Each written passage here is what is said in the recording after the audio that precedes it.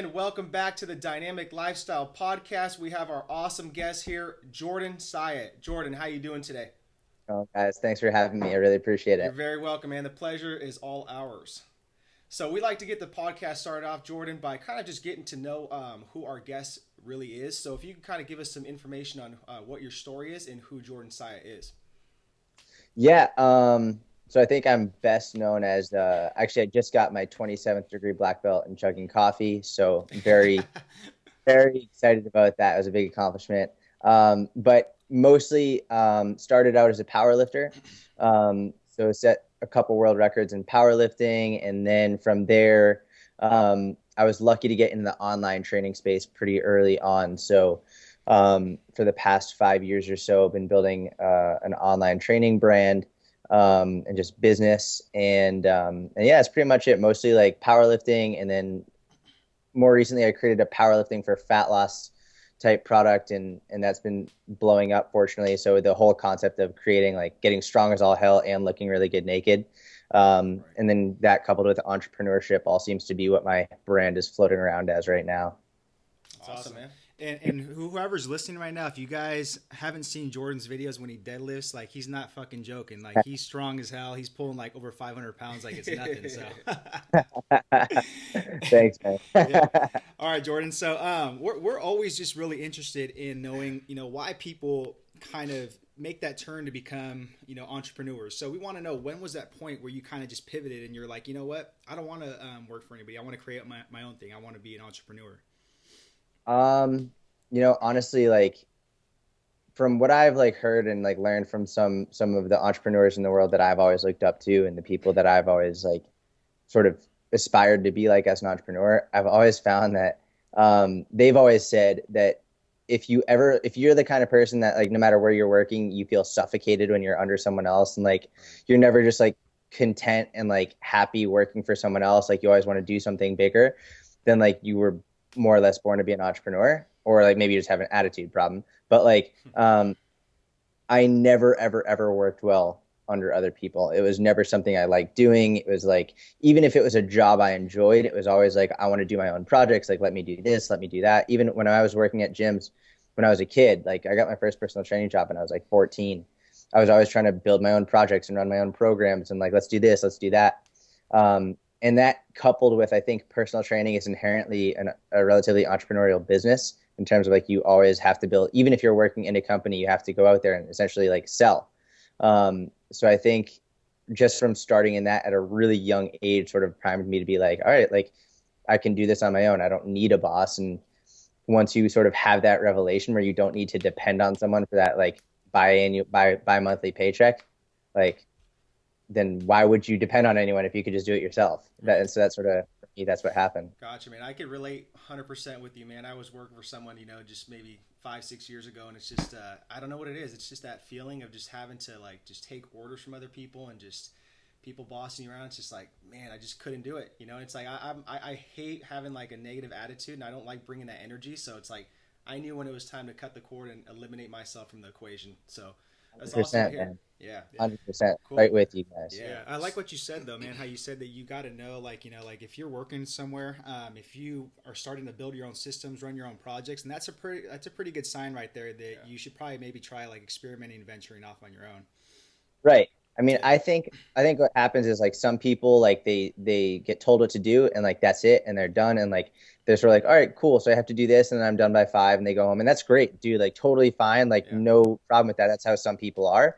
And but if you're the kind of person who's like, well, shit, like what if I could like take this and make this bigger and see how we do this, whatever, like that's the kind of mindset that you need as an entrepreneur. And like I think if you don't really like your job but you continue to find yourself doing that, see if you can get the fuck out of your job and like and Yeah. do that on your own. Yeah, absolutely. Agree.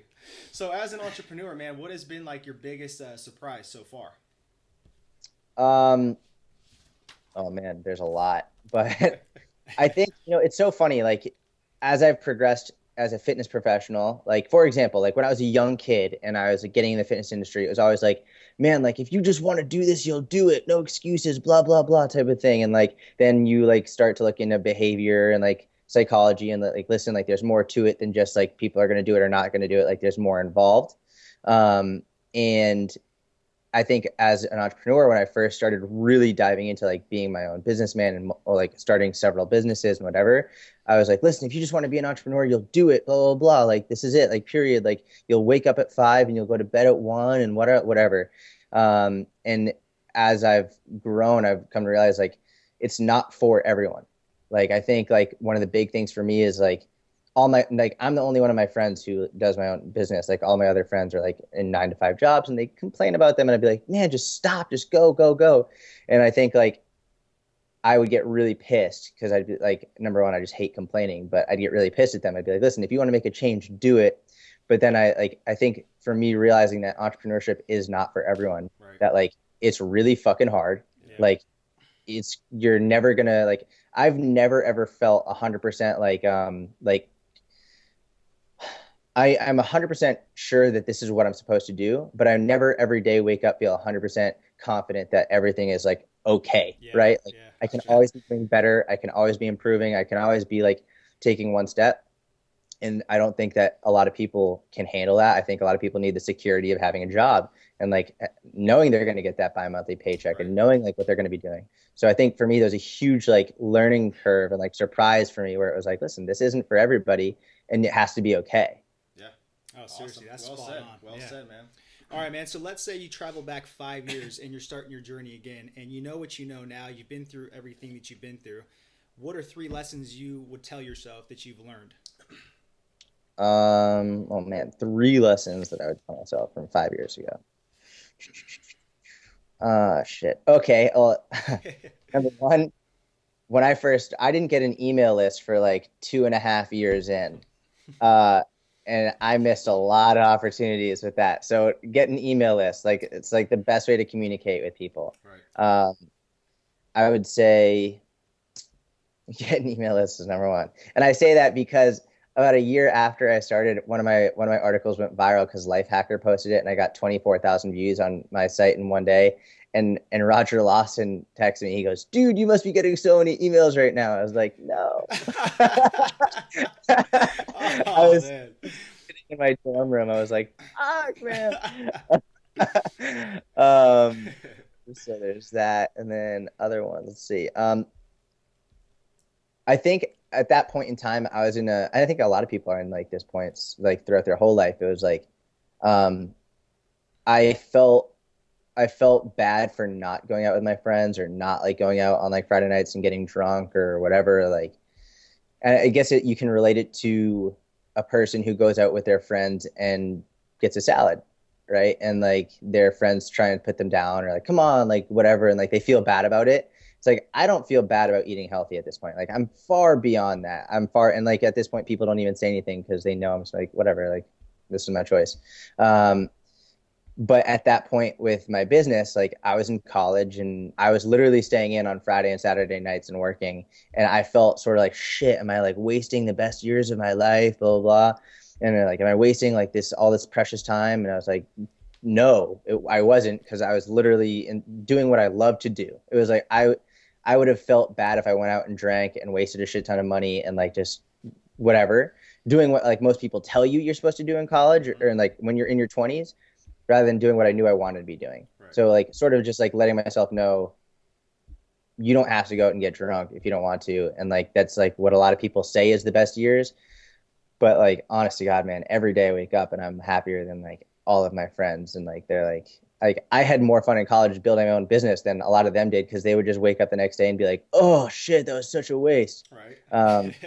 Because with an entrepreneur life, man, you know how easy it is to run yourself to the fucking ground. You know what I mean? So yeah, maybe like a lesson you've learned or something like that you would tell yourself. Oh shit. I'm gonna be honest, I am not good with balance. Like I'll be totally blunt with you. I'm not good with balance at all. So I'm not gonna sit here and be like, yeah, you need to live a balanced lifestyle.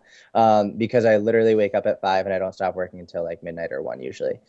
Doing something, whether it's like John Romaniello calls it like the hustle to grind ratio. Like hustling is like where you're like doing something like a podcast, right? Where it's like you're like meeting new people, networking, whatever, and then grinding, where it's like you're just sitting down at your computer and you're grinding and working.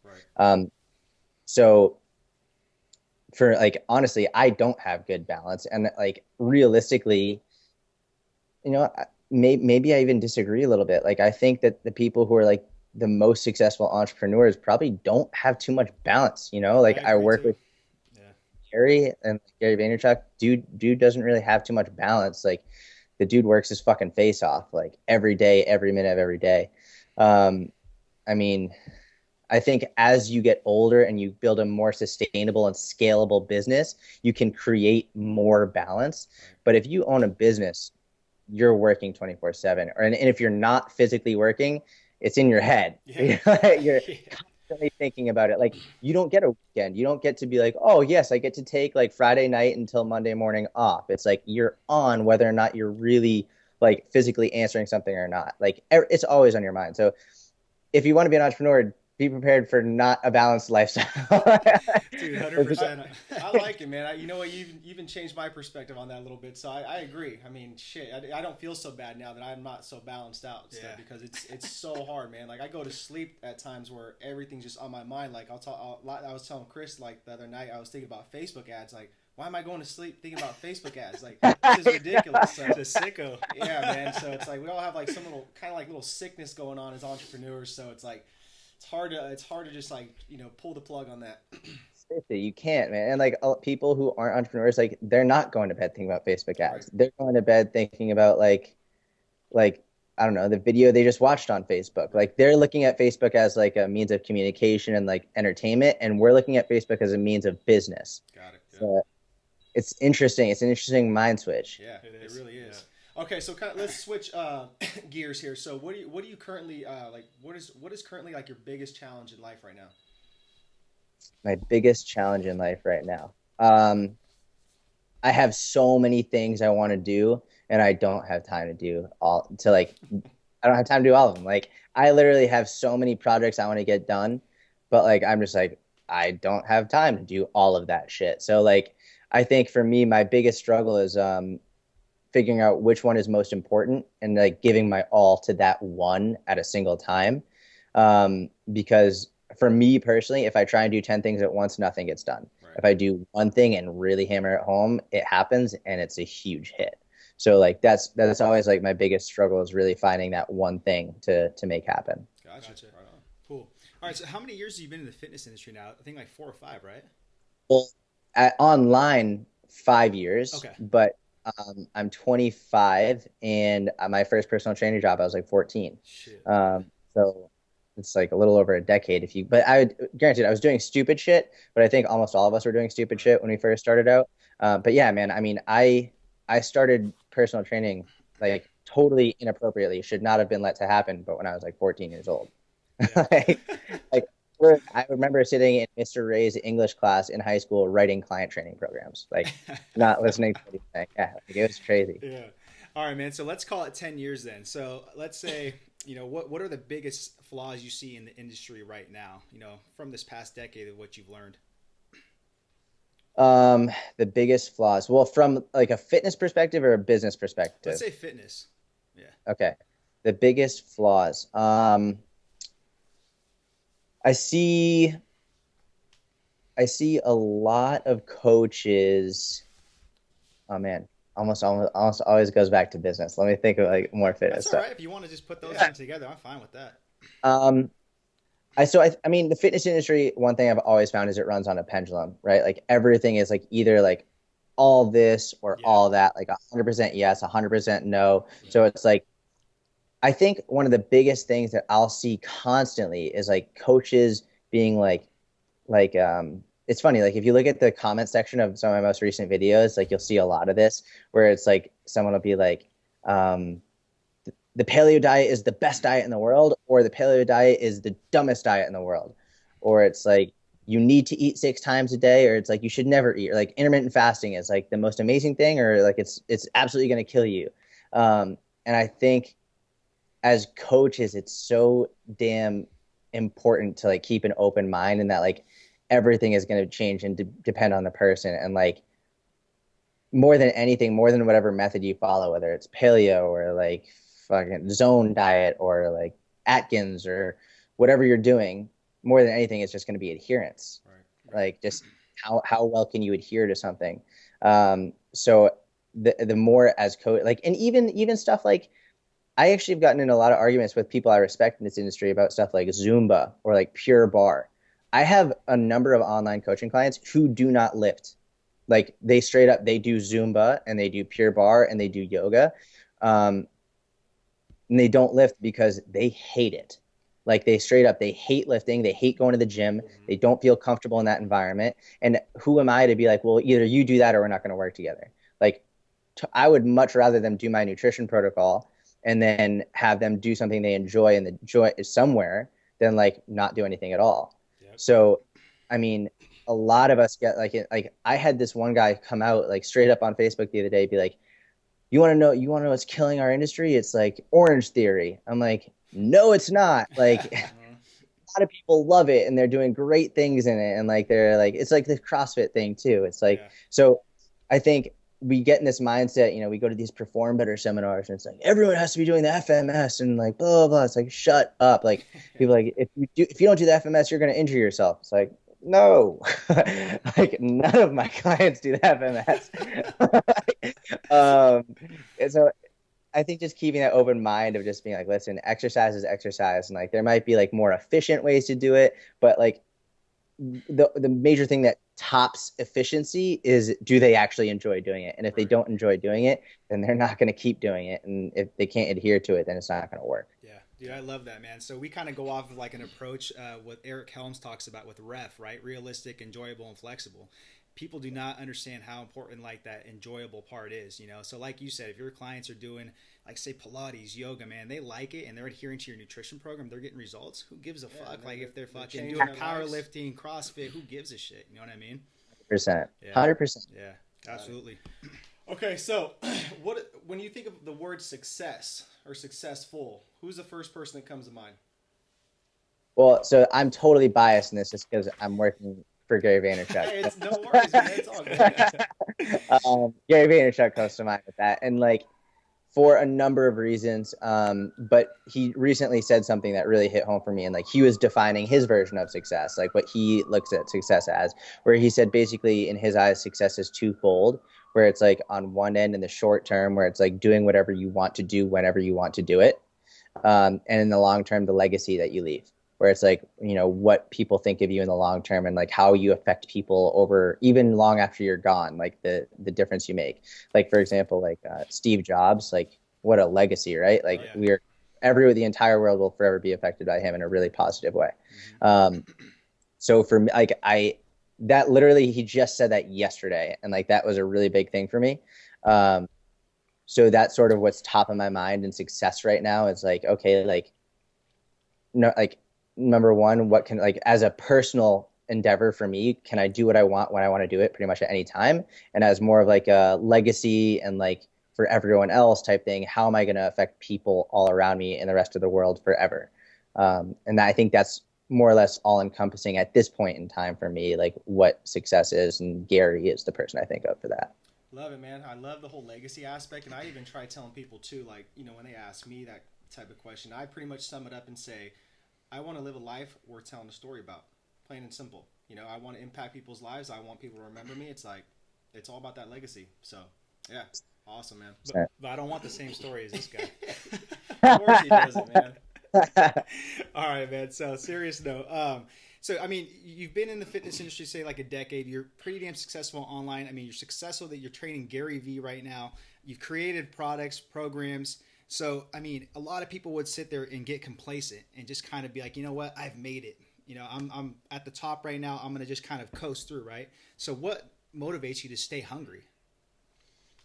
I think anytime, if someone ever gets to the point where they're complacent, then they're not a real entrepreneur. And like, I might regret saying that when I'm like 40 years old, because, you know, maybe I'll be 40 years old and I'll be like, okay, I have it enough.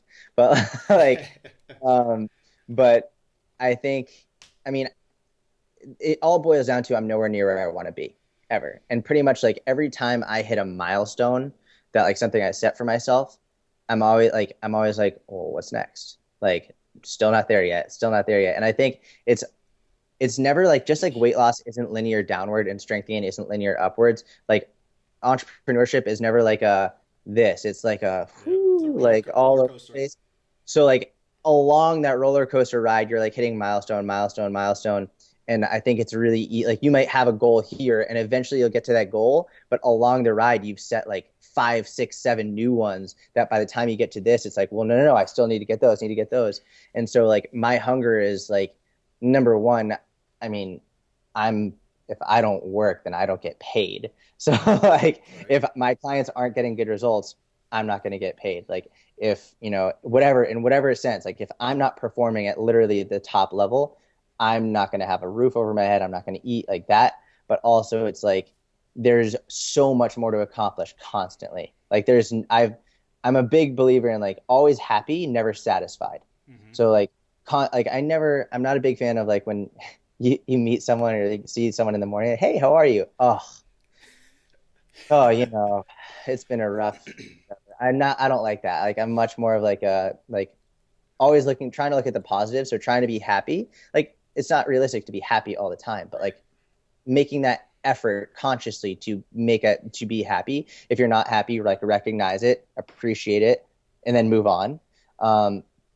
But never satisfied in terms of you can be very happy, but not satisfied with where you are. Right. And like, that's, I think, something that's just inherent within entrepreneurs. It's like, you're not satisfied and like, you're going to constantly keep pushing. And that might like be great from a business perspective, but from a health perspective could be a downfall. So like from going back to balance is like, you're going to have to look at it from another perspective at some point. But right now at 25, I'm just going to keep trying to climb. Yeah, I like that, man. I like how you say you're never satisfied. So I agree too.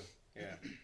So I know you mentioned earlier that you're up like just at 5 a.m. You're grinding away till about 12, 1 a.m. So I was gonna ask you, what your wind down routine is for the day, but it doesn't seem like you have one, man. So I'm gonna have to kind of flip the switch and ask you, what do you do to start your day off?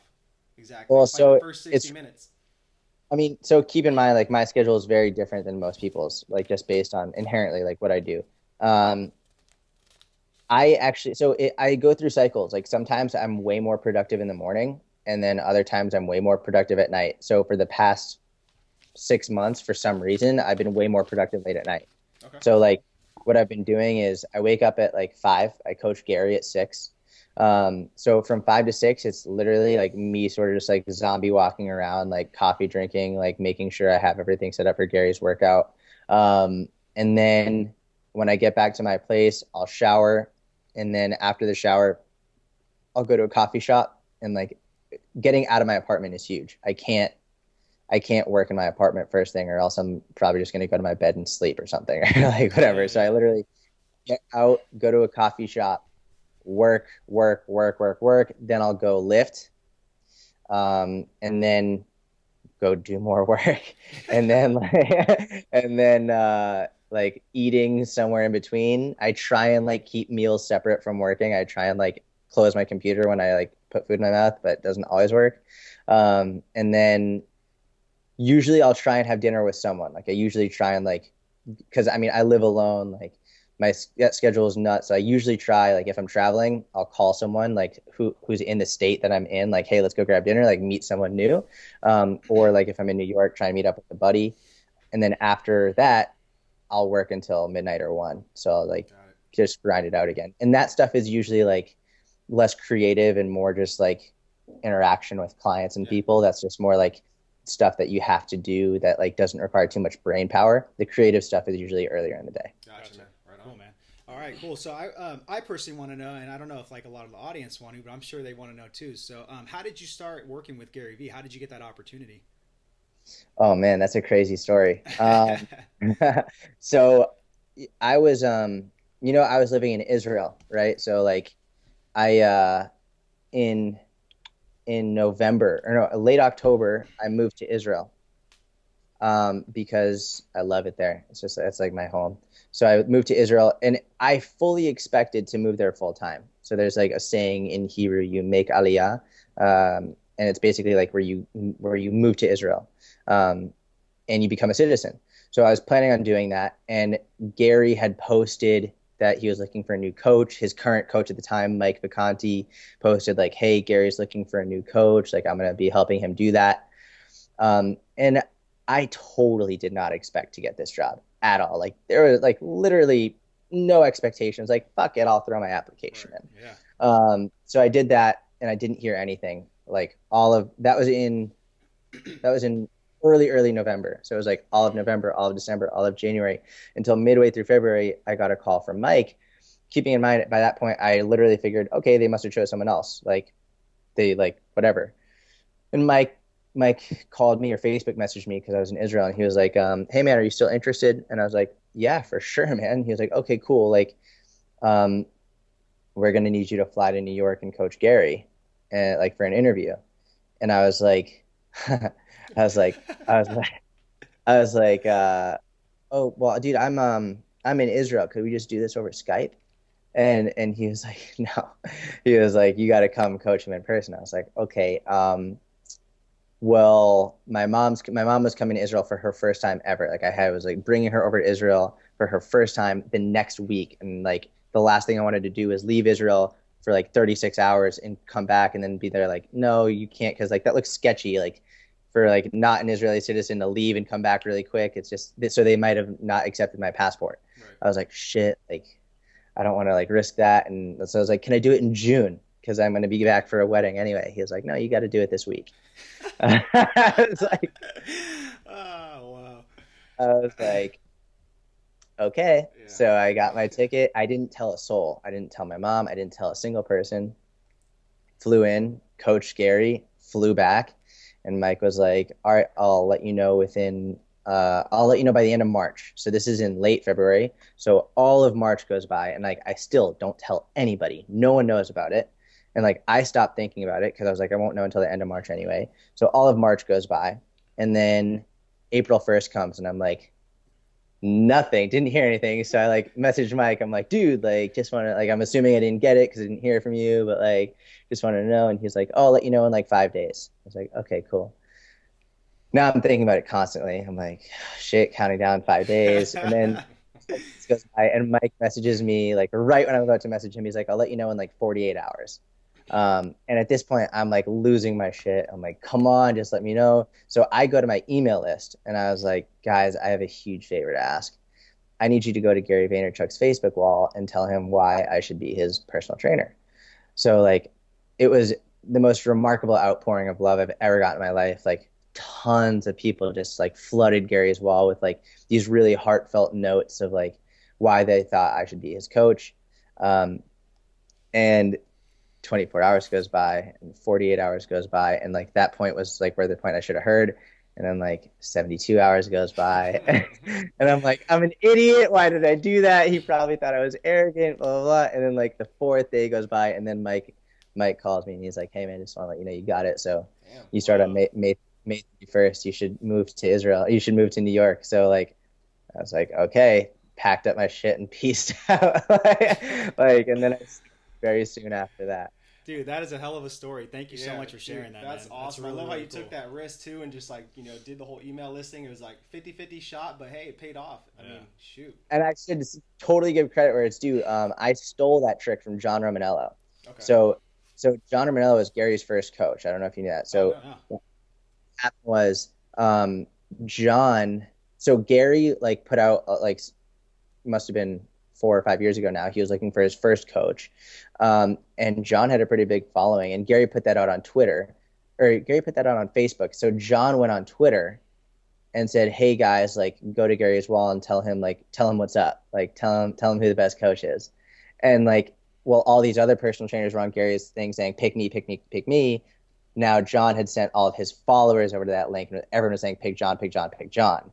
So like, and Gary appreciated that, and so then John got the job, and John wrote about that, and I was like, "Fuck it, if it worked once, it might work again." Dude, man, that's fucking hustle right there. I love that shit. I love it. That's awesome, man. All right, man. Yeah, So it's we're gonna transition into like kind of how we conclude the show with our guests. So we do what are called rapid dynamic questions. So my first question is, what are you currently doing self development wise for yourself? Self-development wise, I listen to everything Gary says. That's Okay.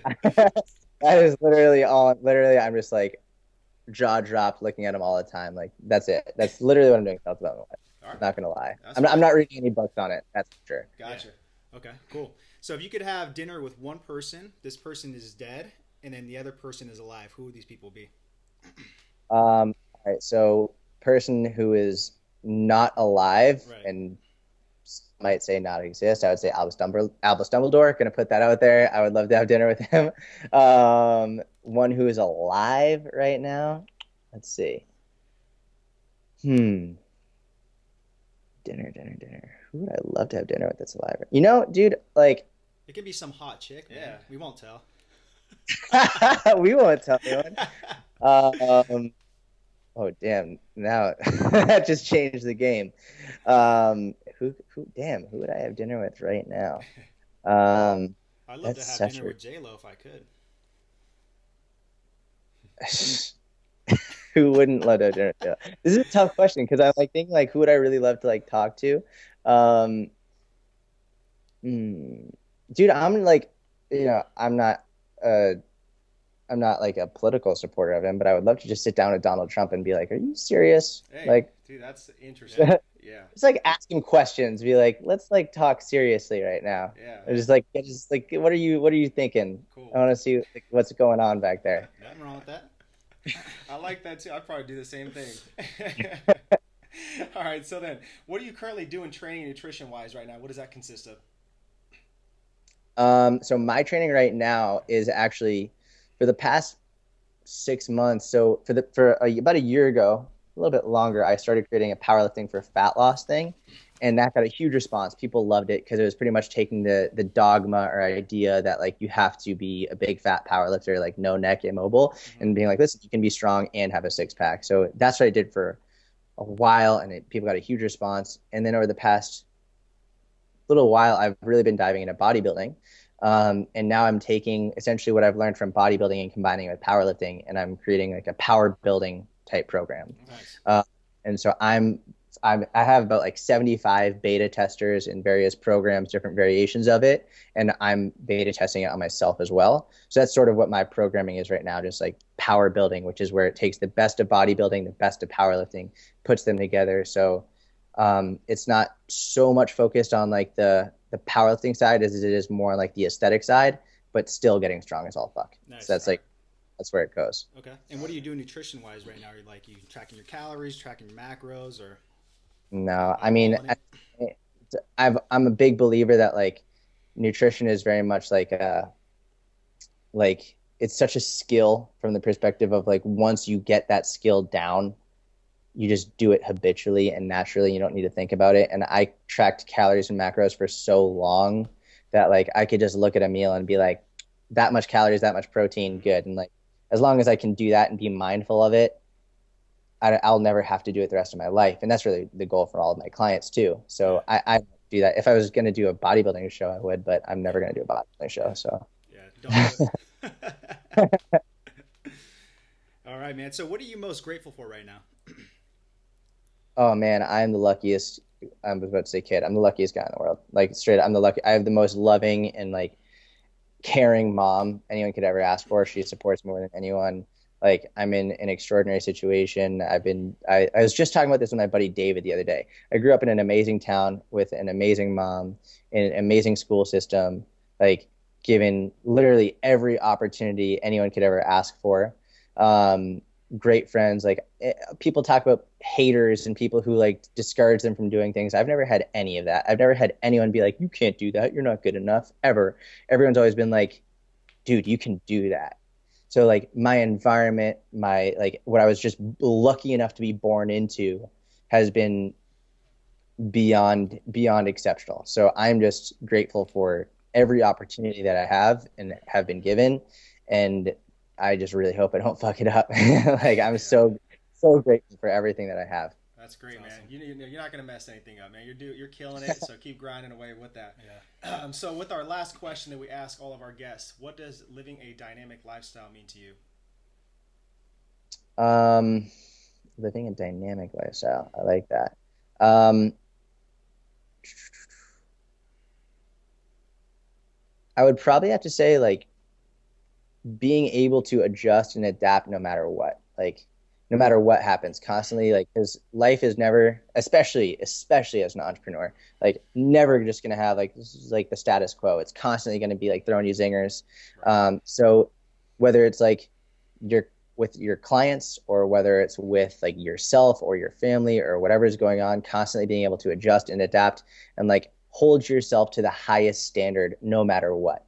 So like never like lower your, like never look past your morals or your ethics when times get tough. Like always holding yourself to your own highest standards no matter what, while adjusting, while adapting. I think that's being very dynamic. Love it, man. Hell yeah. All right, man. So with that said, I mean, we just want to take a moment to acknowledge you. This both comes from both Eric and I. So, we've known you for past couple 4 years. We've communicated through, email, Facebook Messenger, whatever it is. And, honestly, like we've honestly admired everything that you've been doing through the fitness industry, online based, whether it's making a video, writing an article, an email blast, whatever it is. So we just want to acknowledge you and thank you for, just trying to help the fitness industry better it through, ethics and just the right way. So we just want to take a moment to acknowledge you for that. And I just want to say one thing that stood out too, man, is your integrity. So, it's huge in my book. So, everything Chris says, agree with. Likewise, guys. I mean, seriously, I've watched you guys, and I was actually just talking about this with, and I know you guys know Jason Helms. I literally just wrote him an email last night about it. But you guys too, I watch a lot of people in the industry, so just like sit quietly and just watch. And like one of the things I've noticed about you guys is you guys are always giving like first and foremost science-based, well-researched information for the purpose of helping people more than anything, more than making money, more than doing anything. It's always with the sole purpose of helping. And I see that and I respect it. And, thank you for also furthering the industry and like helping people realize personal trainers aren't just like meatheads who like don't know anything, that we actually like spend time and really care about what we do and who we help and who we affect. So thank you guys too. Yeah, thanks, man. That means a lot. Yeah. All right. So where can our listeners go and follow your work? So my main website is syattfitness.com, SYATT fitness. But if you really probably want the most up-to-date information, like more direct communication with me more frequently, powerliftingforfatloss.com is where you can go in, sign up for free, and pretty much I'll be talking to you a lot about a lot of different things: strength training, fat loss, metabolic conditioning, mindset, all that stuff. So powerlifting for fat loss is probably where most people go nowadays. Awesome. Cool. All right, man. Well, thanks so much for your time. Really appreciate it, and keep doing what you're doing. Thank you, guys. Really good to see you. And when I come to California, let's hang out, all right? You know what? Likewise, too, man. We want to go to New York. So if we're ever in New York, we're going to hit you up. Hit me up 100%. Seriously. All right, Jordan. Thanks so much, man. We'll talk soon. Take care. Thanks, guys. All right. Thanks, guys, for tuning into our video. We really, really appreciate it. And before you guys go, make sure to subscribe below to our newsletter so you guys can get our free and new book, The 4 Pillars of Becoming Dynamic Within Fitness.